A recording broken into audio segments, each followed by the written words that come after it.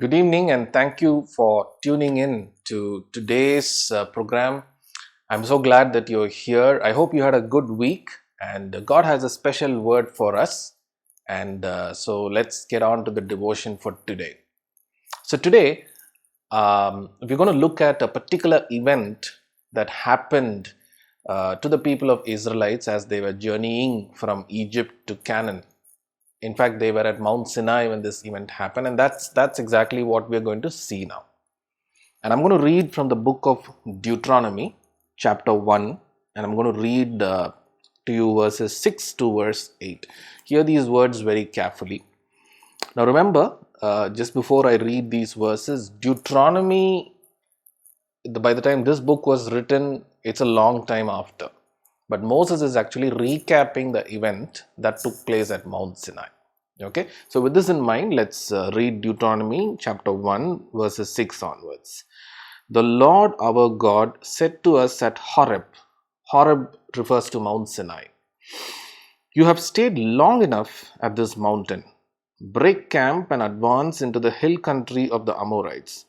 Go to all the neighboring peoples in the Arabah, in the mountains, in the western foothills, in the Negev, and along the coast, to the land of the Canaanites, and to Lebanon, as far as the great river, the Euphrates. See, I have given you this land. Go in and take possession of the land that the Lord swore he would give to your fathers, to Abraham, Isaac, and Jacob, and to their descendants after them. Now, just to help you understand this event, as you all know, God gave a promise to Abraham, which is what he is fulfilling in the book of Exodus through Moses. So, what happens? The nation of Israel is right now slaves in Egypt in the book of Exodus, and they are treated very badly, and they cry out to God for help, and God raises Moses, and God frees the Israelites from the nation of Egypt. And then, as promised to Abraham, he is going to take these Israelites, make them into a nation, multiply them, go into the land of Canaan, a land flowing with milk and honey, and these particular Israelites will take possession of that land. This is what was supposed to happen. This was the promise that the Lord had given to the Israelites. So now what happens according to that promise? God uses Moses, and we know some of the great and mighty acts that took place in the book of Exodus, and also we know the fact, the parting of the Red Sea, and how Israelites crossed through that. So all that has happened. They are now out of Egypt and they're on their way to Canaan. And midway, somewhere in between the journey, immediately after their exodus from Egypt, they stopped at the foot of Mount Sinai. They were camping at the foot of Mount Sinai. And at Mount Sinai, God gives them the law and the principles by which Israel has to live. In fact, Israelites were called to set apart themselves from the rest of the nations around them. They were called to live a holy life to the Lord. So after going to Canaan, it's not that they just go on a holiday and live there as they like. They were supposed to be set apart and live a life that is pleasing to the Lord. So before taking them to Canaan, the Lord wanted to give them law codes by which they will live their life. That will define their moral life, their spiritual life, their life of worship to God, the way they render justice, so on and so forth. And so we see Moses receiving the laws at Mount Sinai and giving it to the people. Now, interestingly, 1 year has gone by since Israel had camped at Mount Sinai. 1 year. During this 1 year, Israel received the different laws that they were supposed to follow from the Lord. Not only so, they received the instructions on how to build the tabernacle. A tabernacle symbolized the presence of God, and so they received instructions on how to build the tabernacle.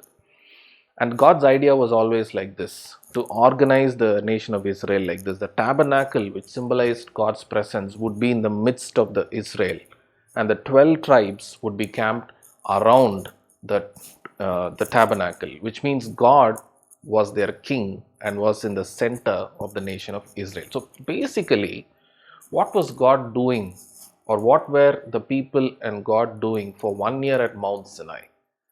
God, before he could take the people of Israel into the land of Canaan, was ordering the people of Israel to live by his standards, was conveying to the people of Israel that he is the king, he is present right in their midst, and they are surrounded all around him under his care and protection. And they are governed by all his laws and the principles by which they must live. Basically, for the whole 1 year, they spent time receiving and understanding the various laws of God and building the tabernacle. So, God was basically ordering Israel, or he was preparing Israel, or he was rather constructing the nation of Israel according to his standards, so that when they go to Canaan, they will live accordingly. Now, at this time, after the end of 1 year, God comes to Moses and makes this statement: you have stayed long enough at this mountain. Deuteronomy chapter 1 and verse 6. You have stayed long enough at this mountain. Okay, I'm going to only look at that one phrase.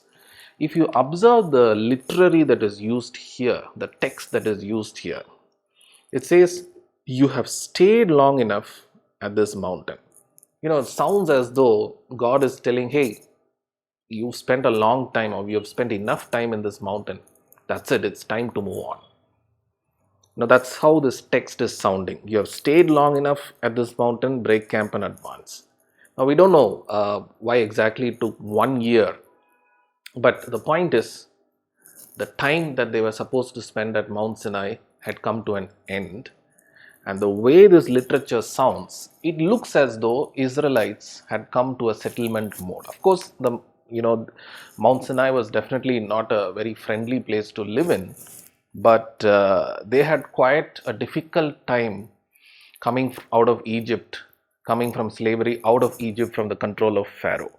So probably when they had come to Mount Sinai, they were at rest. There was no war, nobody was pursuing them. So 1 year had gone by, and probably they had entered into a bit of a settlement mode. Not that they planned to stay there, but somehow they had become, okay, we've been here for 1 year, that's fine. It's nice and easy here.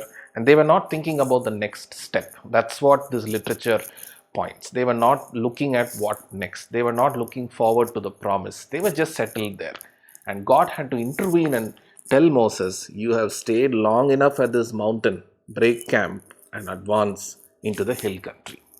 Okay, so what happens? God says, you have stayed long enough at this mountain, time to move on, break camp and advance into the hill country. And look at the beautiful things he is telling after that.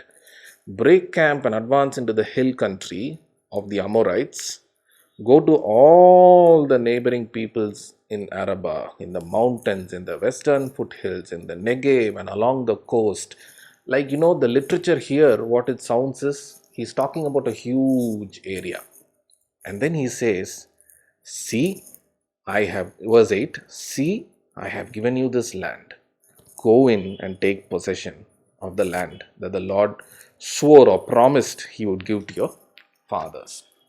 So the Lord was telling the nation of Israel, it's time to break forth camp. Go ahead, go to all these lands. It's time to take possession of this particular land that I have promised. Now, it's not that easy. It's not that in those nations, when Israel entered those nations, people will welcome them and ask them to take possession. No. They were supposed to dispose those nations. They were supposed to fight wars and defeat those nations and then take possession of the lands. And their armies of those nations were very strong. So it's not as easy as it sounds here, right? There is a lot of work that Israel had to do in order to possess the land of Canaan.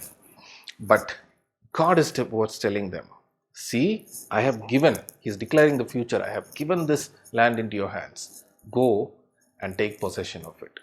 He was telling the nation of Israel that although I have promised to give you this land, you must go, you must take the initiative, you must go and take possession of it.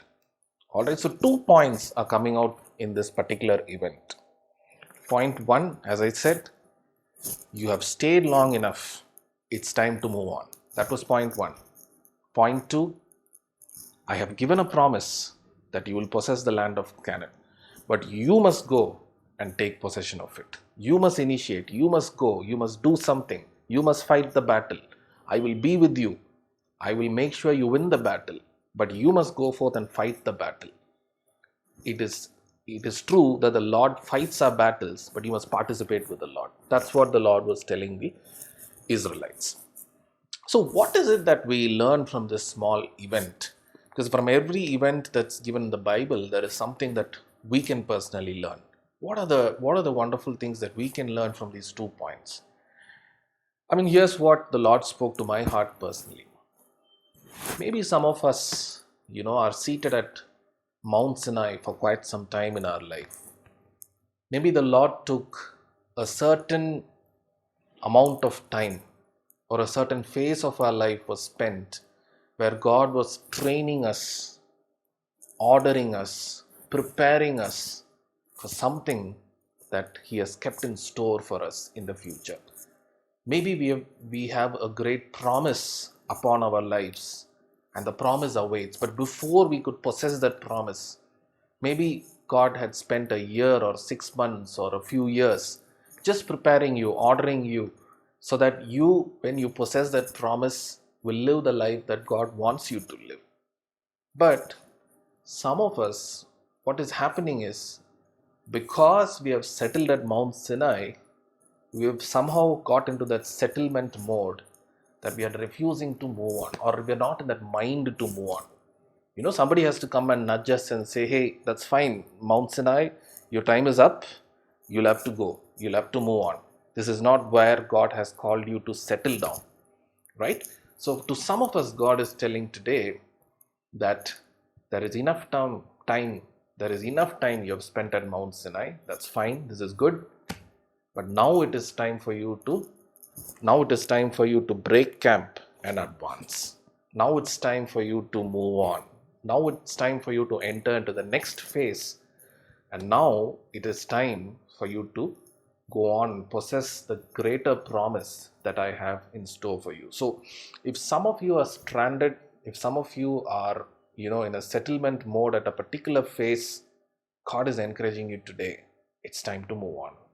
It's time to break camp and advance, because God has something amazing in store for you. The second thing that we can learn from this event is the second point that we discussed. You see, God, as I told earlier to you, God had promised the land of Canaan to them, but they, Israel, had to go and take possession of it. Now, that's what the Lord is telling to some of you today. God has placed a promise upon your life, but you must act by faith and go and possess that promise. Sometimes what happens is, imagine if the Israelites, when they were in Mount Sinai waiting, maybe they had thought to themselves, all right, something will happen, and before I go to the land of Canaan, somehow all the people will go away, God will chase them away, and then once it's empty, I will go and occupy the land. I don't know if some of the Israelites were thinking like that, but many of us think that way. We think that if God has promised something, then everything will happen automatically, and then automatically when things happen, we will go and take possession of that promise. No, it doesn't work that way. It is true that we don't possess a promise by our own efforts and strength, but we are called to take the initiative. The Israelites were asked to act by faith, fight the battles by faith, because it is, while they are physically fighting the battle, spiritually it is God who is with them and fighting the battle. In the same way, today God is telling you, don't wait for things to happen automatically. Nothing is automated here. But you and I, the moment we break forth and we advance, you and I are, or rather break camp and advance, you and I are supposed to act by faith, take the initiative, do whatever we have to do from our side, and by faith possess the promise that God has kept in store for us. Maybe some of us are just waiting for God to do something.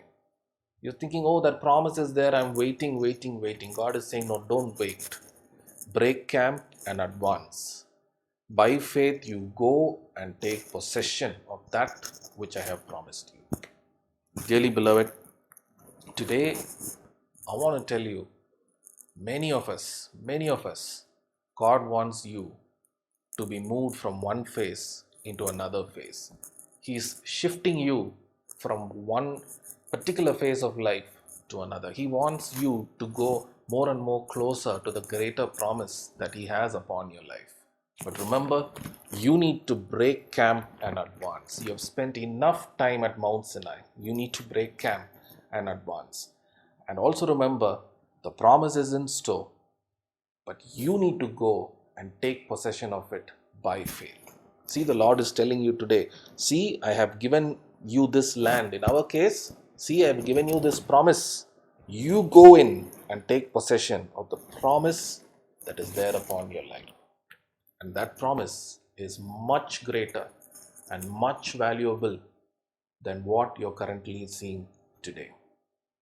I believe, as God's people, that you would respond to this message from God, that you would break camp and advance, that you would go in and take possession of the promise that God has in store for you. I hope you enjoyed this message. I give all the glory to God for speaking this word. It's personally touched me, and I believe it has spoken to you as well. So thank you so much, and until I meet you next time, it's bye from me.